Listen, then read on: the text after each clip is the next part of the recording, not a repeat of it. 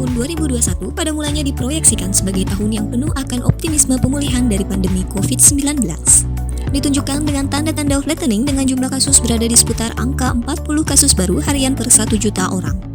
Namun, munculnya mutasi virus COVID-19 varian Delta pada pertengahan 2021 menimbulkan ancaman yang tak terduga.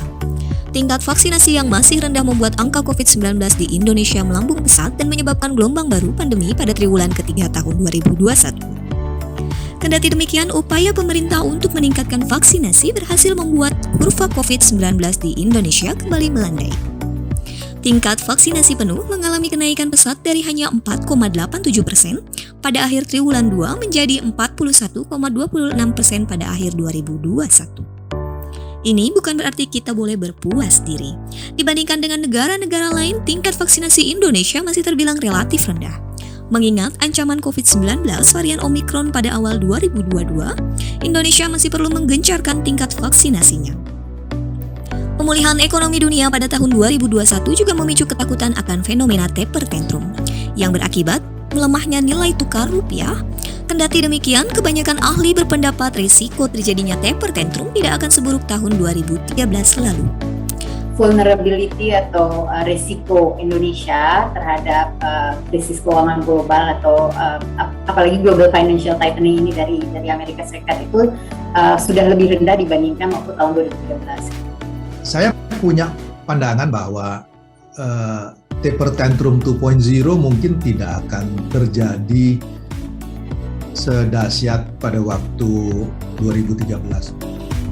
Namun, satu hal yang pasti, pemerintah Indonesia perlu bersiap dengan mempercepat proses pemulihan dan menjaga stabilitas ekonomi domestik untuk menghadapi tantangan tersebut dalam jangka menengah.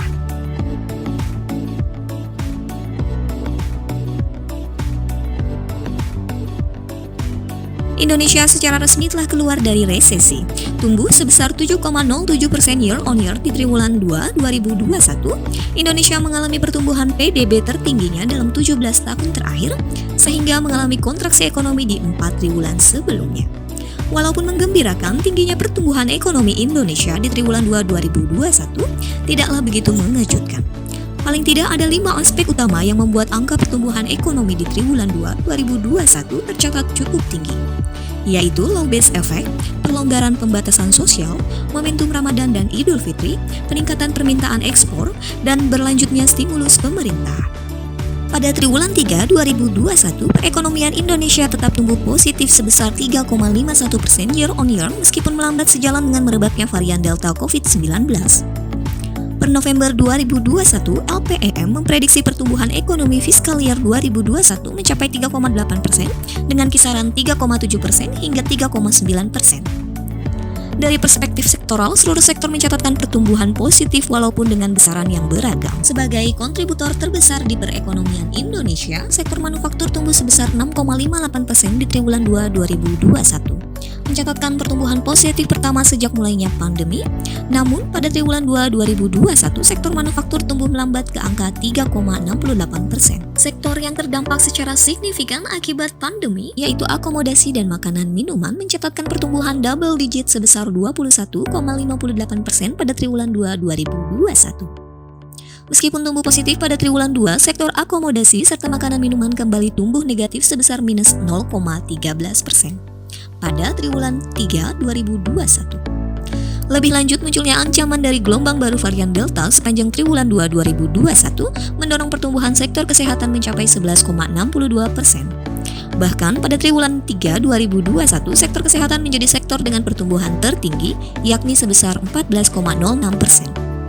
Pembatasan sosial yang longgar selama April hingga Juni 2021 menyebabkan seluruh pertumbuhan komponen pengeluaran PDB tercatat positif pada triwulan 2 2021. Konsumsi pemerintah yang besar dengan pertumbuhan 8,03% serta lonjakan ekspor sebesar 31,98% mendorong pertumbuhan PDB pada triwulan 2 2021.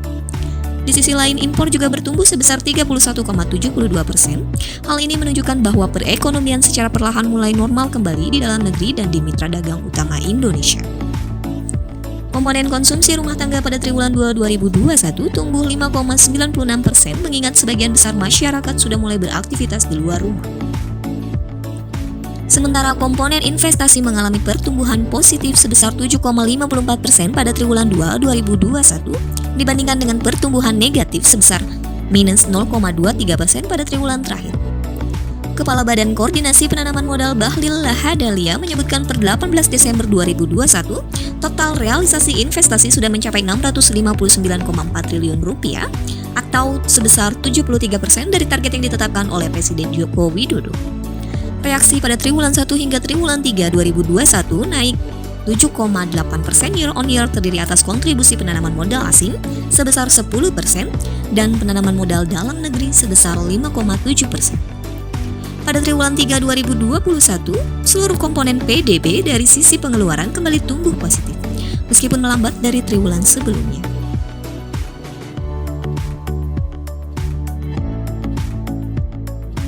Pemerintah Indonesia menetapkan peningkatan pada target penerimaan dan belanja negara masing-masing menjadi 1.743,6 triliun rupiah dan 2.750,0 triliun rupiah dalam APBN 2021. Pada realisasinya, pendapatan negara bisa mencapai 2.003,1 triliun rupiah yang menunjukkan bentuk recovery dan rebound yang kuat di tengah munculnya varian baru COVID-19. Di sisi lain, realisasi belanja negara mencapai 2.786,8 triliun rupiah sejalan dengan strategi countercyclical pemerintah untuk mendorong pertumbuhan ekonomi nasional. Dalam menanggapi krisis COVID-19, pemerintah Indonesia juga mengalokasikan anggaran khusus untuk program PEN pada tahun 2021 sebesar 744,77 triliun rupiah dengan harapan dapat menjaga momentum pemulihan ekonomi terutama untuk mendongkrak pertumbuhan ekonomi pada triwulan 1 tahun 2021. Sayangnya, realisasi PEN tahun 2021 hanya mencapai angka 658,6 triliun rupiah atau sebesar 88,4%. Belum bisa mencapai target karena ada beberapa program yang tidak bisa dijalankan. Kondisi ekonomi Indonesia diperkirakan akan semakin membaik tahun 2022 mendatang dengan proyeksi pertumbuhan ekonomi mencapai kisaran 5,1 sampai 5,4% oleh LPEM. Membawa Recover Together, Recover Stronger sebagai tema sentral kepresidenan Indonesia di G20 pada tahun 2022 akan memainkan peran penting untuk menyelaraskan kembali agenda pemulihan COVID-19 maupun perekonomian Indonesia. Meskipun begitu, perekonomian tahun 2022 masih sangat bergantung kepada kondisi pandemi COVID-19 di Indonesia karena banyaknya faktor yang mempengaruhi dinamika pandemi. Oleh karena itu, untuk menjamin peningkatan prospek pekerjaan, produksi, dan pertumbuhan investasi, situasi COVID-19 pada tahun ini masih perlu dikelola dengan baik.